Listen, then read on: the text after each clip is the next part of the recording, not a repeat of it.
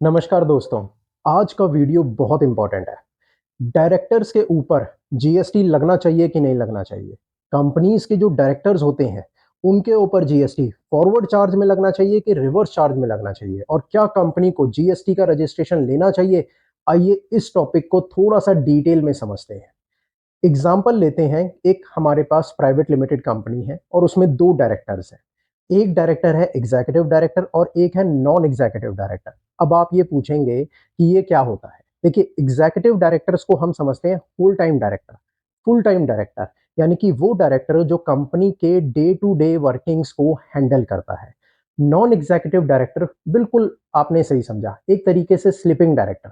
जो day to day working को handle नहीं करता, लेकिन मीटिंग्स के अंदर बैठता है, डिसीजंस लेने के लिए उनको बुला लिया जाता है और उनके एनालिसिस के ऊपर चर्चा की जाती है। तो ये दोनों डायरेक्टर्स कंपनी को चला सकते हैं। ऐसा नहीं है कि एक कंपनी के अंदर एक ही एग्जीक्यूटिव डायरेक्टर है, सभी डायरेक्टर्स एग्जीक्यूटिव डायरेक्टर्स हो सकते हैं।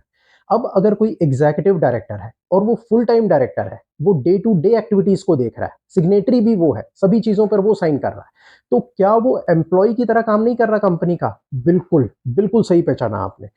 एक आदमी एक ही जगह पर फुल टाइम हो सकता है, यानी कि एक आदमी एक ही कंपनी के अंदर एग्जीक्यूटिव डायरेक्टर हो सकता है और उसे वहां से सैलरी मिलनी चाहिए, रेमुनरेशन मिलना चाहिए। और जब भी हम डायरेक्टर्स को रेमुनरेशन देते हैं तो आपको पता होगा कि प्राइवेट लिमिटेड कंपनी के अंदर हमें उसे मिनट्स के अंदर एक रेजोल्यूशन के थ्रू डिसाइड करना होता है और उन मिनट्स को हमें बड़ी सावधानी के साथ अपने डॉक्यूमेंट्स के अंदर रखना होता है। काफी साल तक, मैं मानता हूँ 8 साल तक हमें एटलीस्ट वो डॉक्यूमेंट्स रखने चाहिए। ठीक है। अच्छा, जो डायरेक्टर को हम सैलरी दे रहे हैं, रेम्यूनरेशन दे रहे हैं, जो उसका एग्जीक्यूटिव डायरेक्टर के होने की वजह से हम उसको जो सैलरी दे रहे हैं, क्या उसके ऊपर जीएसटी लगेगा? देखिए, अगर आपने जीएसटी के अंदर शेड्यूल 3 पढ़ा है, तो शेड्यूल 3 में सबसे पहला पॉइंट यही लिखा हुआ है कि एम्प्लॉयर एम्प्लॉय के रिलेशनशिप की वजह से अगर कोई पैसा दिया जा रहा है एम्प्लॉयर द्वारा एम्प्लॉय को, तो उसको नो सप्लाई के अंदर काउंट किया जाएगा। और अगर वो सप्लाई ही नहीं है, उस पे जीएसटी नहीं लगेगा। ये पॉइंट क्लियर हो गया। अब हम आते हैं नॉन एग्जीक्यूटिव डायरेक्टर को। अब सबसे पहला क्वेश्चन तो ये आएगा कि हम नॉन एग्जीक्यूटिव डायरेक्टर को पैसे दे ही क्यों रहे हैं? देखिए, नॉन एग्जीक्यूटिव डायरेक्टर है बट वो फुल टाइम नहीं है, बट उसके बावजूद वो मीटिंग्स अटेंड करता है। बोर्ड ऑफ डायरेक्टर्स मीटिंग जो होती है वो अटेंड करता है।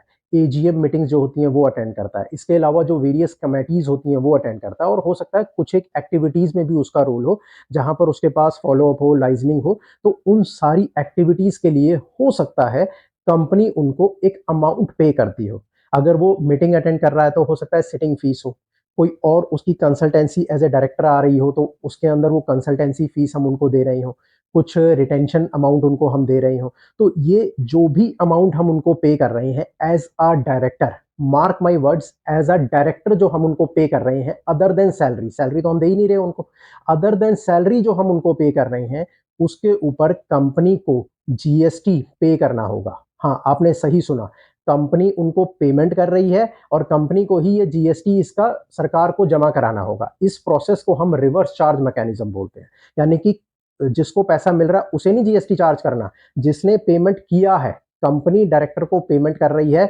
उसके ऊपर उसे जीएसटी लगाना है। 18% का जीएसटी लगा फॉर एग्जांपल, और वो 18% वो गवर्नमेंट को डिपॉजिट कर देगी। अब अगर ये रिवर्स चार्ज लग रहा है तो आप बिल्कुल समझ जाइए कंपनी को जीएसटी रजिस्ट्रेशन लेना पड़ेगा, चाहे कंपनी की टर्नओवर 20 लाख हो या ना हो। कंपनी को from the very first amount of this kind of payment आपको जीएसटी का रजिस्ट्रेशन लेना पड़ेगा। अब मेरे सामने एक क्वेश्चन आता है कि कोई नॉन एग्जीक्यूटिव डायरेक्टर है, उसने अपनी एक बिल्डिंग कंपनी को रेंट पर दे रखी है और कंपनी जो है उस बिल्डिंग का रेंट उस नॉन एग्जीक्यूटिव डायरेक्टर को पे करती है। हालांकि यहाँ पे नॉन एग्जीक्यूटिव मैटर नहीं करता, एग्जीक्यूटिव डायरेक्टर को भी अगर वो पे करे तो कोई बात नहीं, मैं इस एग्जांपल को सिंपल करता हूँ। कंपनी ने अपने डायरेक्टर की बिल्डिंग को रेंट पे लिया हुआ है और वो उस डायरेक्टर को उस बिल्डिंग का रेंट पे करती है, तो क्या उस पेमेंट के ऊपर भी जीएसटी कंपनी को रिवर्स चार्ज पे करना होगा? दोस्तों, इसका जवाब है नहीं, क्योंकि ये जो पेमेंट जा रही है, इसका नेचर ऑफ सर्विसेज है rental services. Director as a director services नहीं दे रहा है कोई, हम जो पेमेंट कर रहे हैं एज ए डायरेक्टर नहीं पे कर रहे हैं, हम ये पेमेंट किसी भी पर्सन को कर सकते हैं जो भी उस बिल्डिंग का ओनर है। वो डायरेक्टर है या नहीं इस बात से फर्क नहीं पड़ता। तो हमें सब्सटेंस ऑफ द ट्रांजैक्शन को देखना बहुत जरूरी है। सिर्फ फॉर्म के ऊपर मत जाओ कि ये पेमेंट ऐसे हुई, उसको हुई, इसने की तो हमें जीएसटी देना पड़ेगा, नहीं। अगर सब्सटेंस ऑफ द ट्रांजैक्शन ये होता कि एज अ डायरेक्टर हम उनको पे कर रहे होते तो हमें ये जीएसटी रिवर्स चार्ज पे करना होता।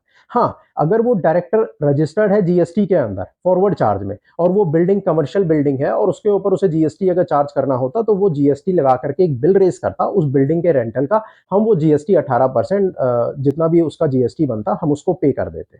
तो दोस्तों मेरा ये मानना है कि हर प्राइवेट लिमिटेड कंपनी को अपने डायरेक्टर्स को कुछ ना कुछ पेमेंट करनी बहुत जरूरी होती है। एग्जीक्यूटिव डायरेक्टर को सैलरी पे की जाए और नॉन एग्जीक्यूटिव डायरेक्टर्स को सिटिंग फीस या कुछ ना कुछ अमाउंट पे किया जाए। अब एक क्वेश्चन ये आता है जहां पर डायरेक्टर ये कहते हैं कंपनी के कि सर मैं नई नई कंपनी बनी है और मैं डायरेक्टर हूं कंपनी का, मेरा ही एक्चुअली में पैसा लगा हुआ है कंपनी का क्योंकि मैं ही शेयर होल्डर हूं, तो मैं अपनी कंपनी से क्या सेटिंग फीस लूंगा और क्यों जीएसटी के अंदर रजिस्ट्रेशन कराऊंगा और वो पेमेंट करनी पड़ेगी। देखिए मेरा ये मानना है कि डायरेक्टर और कंपनी दोनों रिलेटेड पार्टी हैं, और जब ये रिलेटेड पार्टी ट्रांजैक्शंस होती हैं तो इसके अंदर कंसिडरेशन नहीं भी हो तो भी हम शेड्यूल 1 को अगर जीएसटी का देखें तो इसके अंदर हमें सेक्शन 15 के अंदर इसकी वैल्यूएशन निकालनी पड़ती है। यानी कि कोई भी नॉन एग्जीक्यूटिव डायरेक्टर कंपनी को किसी भी तरह की सर्विसेज दे रहा है और वो दे रहा है, ऐसा नहीं हो सकता कि कोई डायरेक्टर कंपनी को सर्विस ना दे रहा हो। हाँ, ये जरूर हम कह सकते हैं कि कंपनी के अंदर 5 डायरेक्टर हैं, 3 डायरेक्टर फिलहाल कोई सर्विस नहीं दे रहे हैं लेकिन 2 डायरेक्टर सर्विसेज दे रहे हैं। लेकिन आपने देखा होगा बोर्ड ऑफ डायरेक्टर्स मीटिंग के अंदर सभी डायरेक्टर्स की अटेंडेंस लगाई जाती है। यानी कि वो डायरेक्टर्स आए, उन्होंने अपना प्रेजेंस दिया, अपनी बात कही, इसका मतलब उनकी कुछ ना कुछ रेमुनरेशन सिटिंग फीस उनको देना जरूरी है।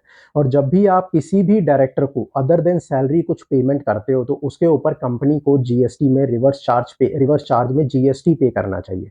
तो मेरे हिसाब से as per my opinion every company needs to take GST registration from the very first day of its operation. जैसे ही कंपनी के पास certificate of commencement of business आ जाता है, कंपनी को जीएसटी का रजिस्ट्रेशन ले लेना चाहिए और उस जीएसटी के हिसाब से आगे की प्रोसीडिंग्स कर लेनी चाहिए। थैंक यू दोस्तों।